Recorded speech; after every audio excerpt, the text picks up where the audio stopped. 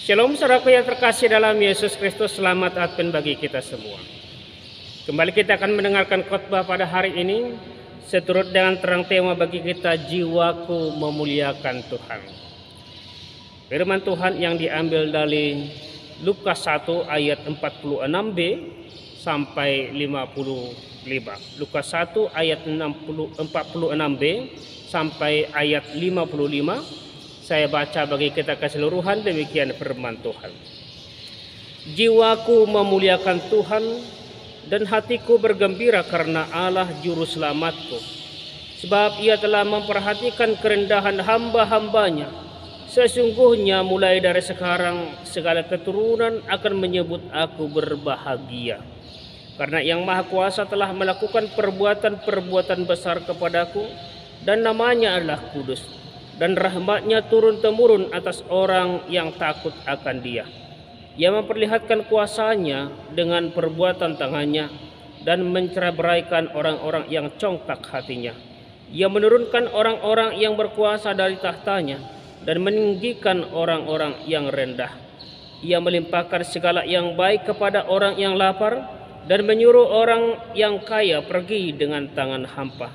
Ia menolong Israel hambanya karena ia mengingat rahmatnya, seperti yang dijanjikannya kepada nenek moyang kita, kepada Abraham dan keturunannya untuk selama-lamanya. Sampai sejauh demikian pembacaan firman Tuhan. Saudara-saudara yang terkasih dalam Yesus Kristus, kita sudah memasuki minggu Advent yang ketiga. Minggu penantian akan kedatangan Sang Juru Selamat. Dan lewat tema minggu kita diajak di tengah penantian itu untuk selalu memuliakan Tuhan dalam kehidupan kita. Saudara-saudara, nats ini berawal dari perkunjungan Maria kepada Elizabeth. Dalam perkunjungannya mereka melakukan banyak percakapan, dan salah satunya di tengah pembicaraan mereka adalah bercerita tentang perbuatan Allah yang luar biasa. Perbuatan Allah dalam hidup mereka. Saudaraku, kita tahu Elizabeth, dia menerima karunia dari Allah. Dia yang dinyatakan telah mandul, dia yang sudah tua, yang menurut ukuran pikiran manusia tidak akan melahirkan lagi.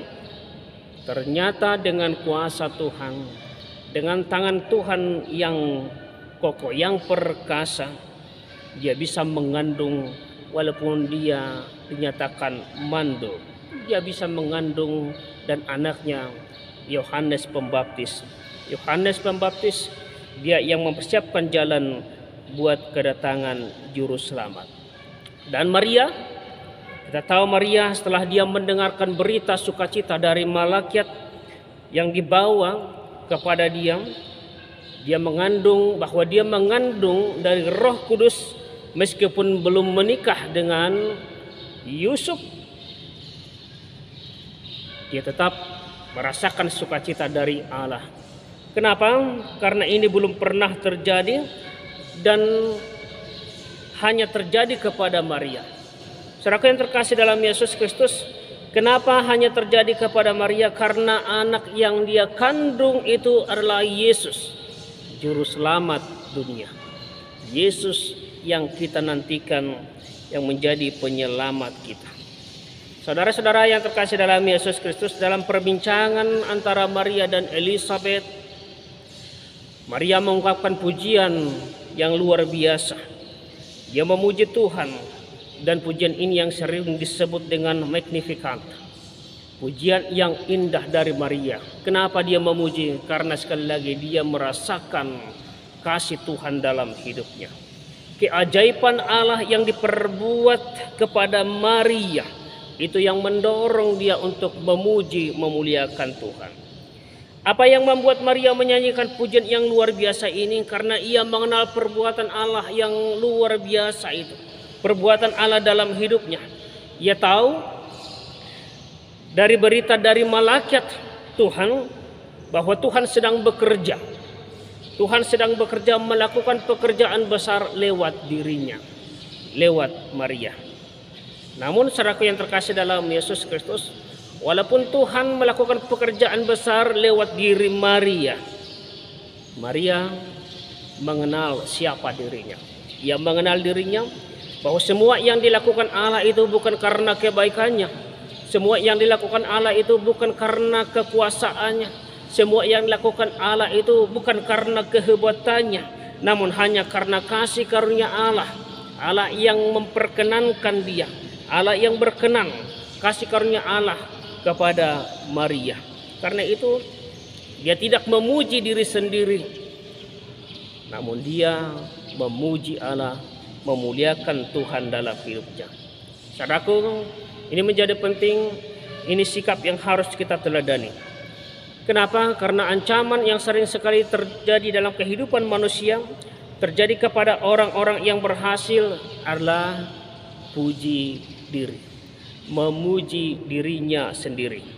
Lupa bahwa keberhasilannya, apa yang ada dalam hidupnya, apa yang terjadi dalam hidupnya adalah atas perbuatan, atas kuasa Allah yang membuat berhasil, yang membuat hebat, yang membuat bisa sukses dalam kehidupannya. Karena ia merasa, karena kehebatannya, karena kepintarannya, karena kuasanya, maka ia berhasil. Berbeda dengan Maria, dia merasakan bahwa itu adalah kasih karunia Allah dalam hidupnya. Dalam kehidupan kita sehari-hari, bahkan kehidupan bergereja, sering terjadi dan sering kita mendapatkan orang-orang yang sering memuji dirinya, memuji kehebatannya, dan dia berkata, kalau bukan karena aku, maka itu tidak akan bisa. Kalau bukan karena saya, maka kita tidak akan mampu. Merasa hebat, merasa mampu, sehingga lupa bahwa semuanya kita dipakai Allah untuk menyalurkan berkat, untuk berkarya di tengah kehidupan kita, menjadi pelayan-pelayan Tuhan dimanapun kita berada. Maria sekali lagi menjadi teladan dalam kehidupan kita. Juga apa yang dilakukan oleh Yohanes Pembaptis. Kalau kita baca dalam Yohanes 3 ayat 30 itu, ya harus semakin besar, aku semakin kecil, kata Yohanes. Saudaraku yang terkasih dalam Yesus Kristus, yang mampu bersikap seperti Maria dan mampu mengatakan seperti perkataan Yohanes Pembaptis ini hanyalah orang-orang yang mengenal kuasa Allah, hanya orang-orang yang mengenal Allah, mengenal perbuatan Allah semata. Sebaliknya, orang yang tidak mengenal perbuatan Allah itu, yang tidak melihat perbuatan Allah itu adalah orang yang akan selalu memuji dirinya, memuji kehebatannya, memuji kuasanya, tanpa mengakui perbuatan Allah dalam kehidupannya. Saudara-saudara yang terkasih dalam Yesus Kristus, pujian Maria ini sangat terkenal. Dan juga ini sering disebut sebagai madah atau nyanyian pembebasan. Isinya tadi menceritakan perbuatan Allah yang membalikkan nilai-nilai dunia yang berlaku, merombak kebiasaan-kebiasaan cara pandang manusia. Kenapa? Karena melalui nats ini ditunjukkan bahwa Yesus yang ada dalam kandungan Maria, juru selamat yang ada dalam kandungan Maria itu adalah tindakan Allah yang revolusioner, tindakan Allah yang merubah, tindakan Allah yang maha besar dalam kehidupan sejarah manusia. Kalau kita baca di dalam ayat 51 dikatakan, ia memperlihatkan kuasanya dengan perbuatan tangannya, ia menceraikan orang-orang yang congkak hatinya, menceraikan orang yang congkak hatinya. Orang-orang yang congkak hatinya artinya orang-orang yang dalam perkataan, yang dalam perilaku, pikiran selalu merasa paling benar, paling hebat, paling bermartabat dalam hidupnya. Karena apa yang dialami mereka, apa yang dipikirkan mereka, sebenarnya yang terjadi dalam diri Maria di luar nalar orang-orang biasa, di luar nalar orang-orang yang selalu meninggikan hati, yang mengatakan bahwa tidak mungkin seperti itu. Tapi bagi Allah tidak ada yang mustahil. Ayat 52 tadi dikatakan dalam perikop kita, ia menurunkan orang-orang yang berkuasa dari tahtanya dan meninggikan orang-orang yang rendah. Itulah perbuatan Allah yang luar biasa. Namun sebaliknya, orang yang miskin seperti Maria, Orang kecil seperti Maria yang tidak punya kelebihan apa-apa di mata manusia, ternyata Tuhan pakai untuk rencana besar. Tuhan pakai untuk rencana keselamatan manusia. Allah dapat berbuat apa saja seturut dengan rencananya. Allah dapat berbuat saja seturut dengan kehendaknya. Ia berkuasa atas segala-galanya. Ia berkuasa atas kehidupan kita. Dan ini yang tidak dapat dijangkau oleh pikiran orang-orang congkak, yang selalu mengandalkan kekuatannya, mengandalkan pikirannya, mengandalkan kehebatannya. Saudaraku yang terkasih dalam Yesus Kristus, maka nats ini menjadi penghiburan juga bagi kita setiap orang percaya. Menjadi penghiburan bagi kita. Mungkin kita ini adalah orang-orang kecil, orang-orang yang tidak hebat, orang-orang yang tidak dipandang, adalah orang-orang kecil yang tidak sehebat orang lain. Jangan berkecil hati, saudaraku yang terkasih dalam Yesus Kristus. Jangan berkecil hati, jangan merasa minder. Karena ingat, Tuhan melihat dan Tuhan akan selalu peduli asal kamu tetap setia.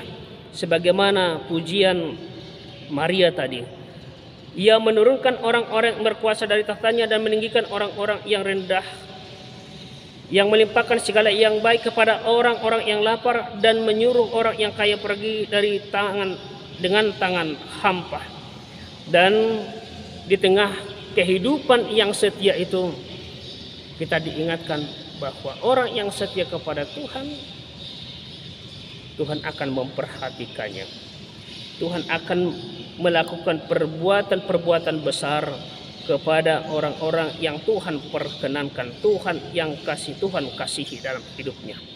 Maka sekali lagi ini menjadi penghiburan bagi kita.